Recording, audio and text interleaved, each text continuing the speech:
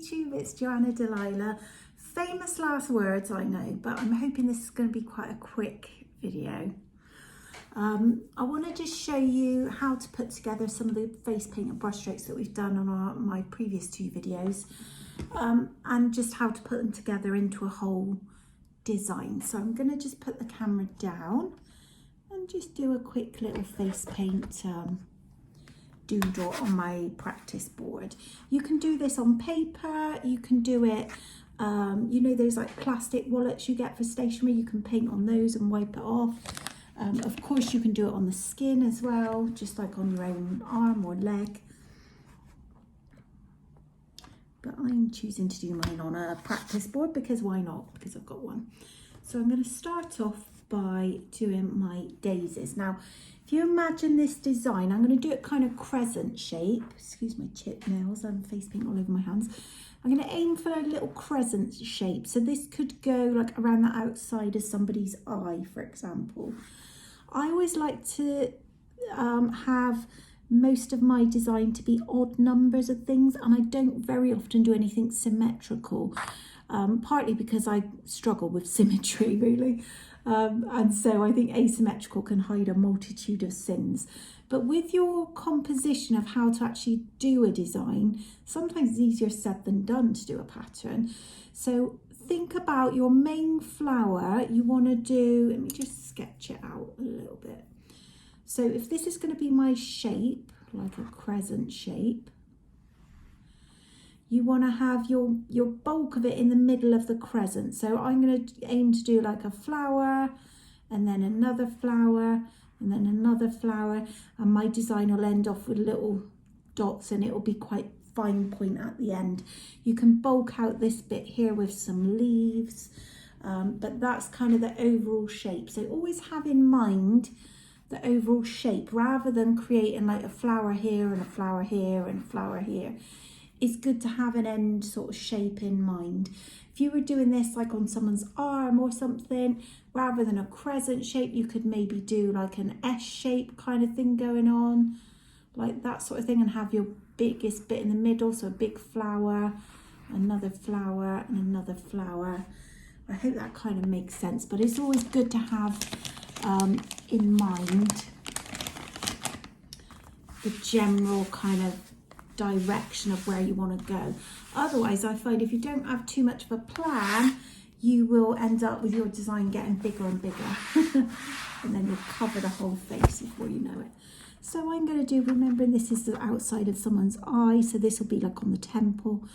Do a little flower, 3, 4, 5, like that, and then we'll come round onto the forehead with another little flower, and then one just sort of coming round to underneath the eye, slightly further in towards the middle of the face, like so. And then we can use the rest of what's left on our brush to do our little trail off if we wanted to. And we could do one round here as well to really fill out that crescent shape.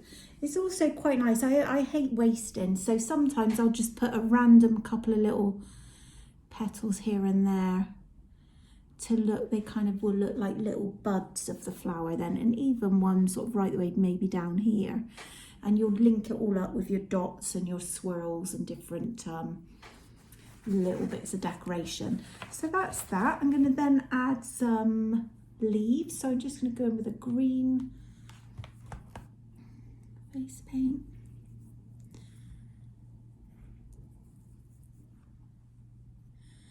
And then let's add a little bit of yellow into that as well, so we get a different shade of green. So we've got a bit of a two-tone thing going on like we did with the flowers.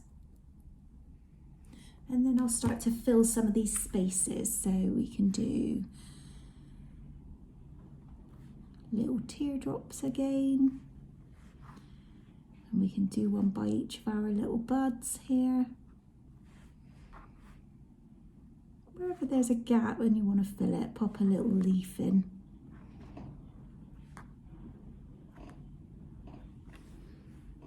Like so. And then we could always do a little travel one, so where we do a little glide along on the tiptoe, make it longer, come back round and press down to a teardrop, or you could make do like a little curl. So just twisting my brush to get that fine point back again.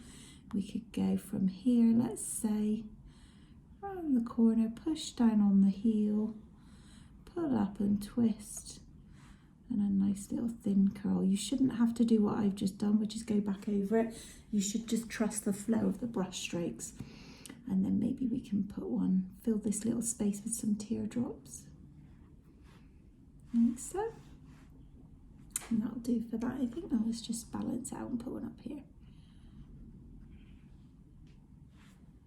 Okay, then we'll add some dots. So I'll put some yellow dots first of all in the middle of my flowers.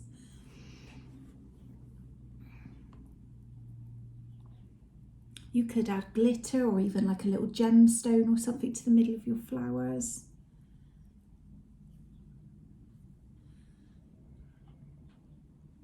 That's too watery where I'm rushing. You won't do this. Make sure you don't make your paint too watery.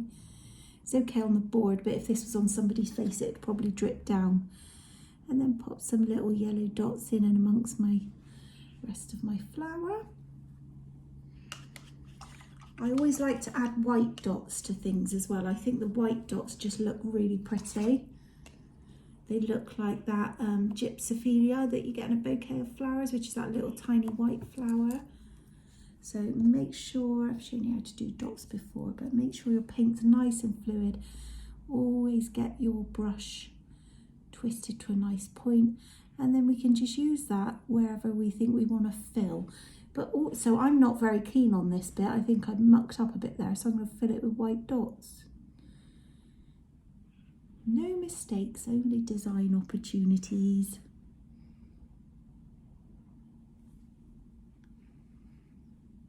Always make sure you're shaping your brush to a nice point and being quite delicate when you press down.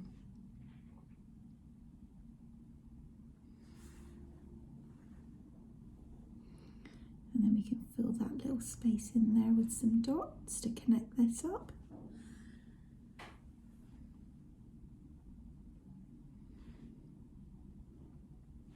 And just finish off with some fine little dots at the end to get a nice little crescent shape. The other thing you can always do is add a little sprinkle of glitter over everything.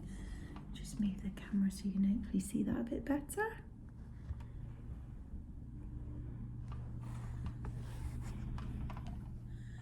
Okay, here I am again. So that's how to put everything together to create a design. I do think less is more. I think that one, because it was on the board, not on a face, ended up quite large, but you get the idea. And thank you for watching. I'll do some more videos with some different brushstroke techniques soon. I'm going to look at one stroke painting, which is where we get this fun little stripy paints out, which I love. So look out for that one. Take care, see you soon.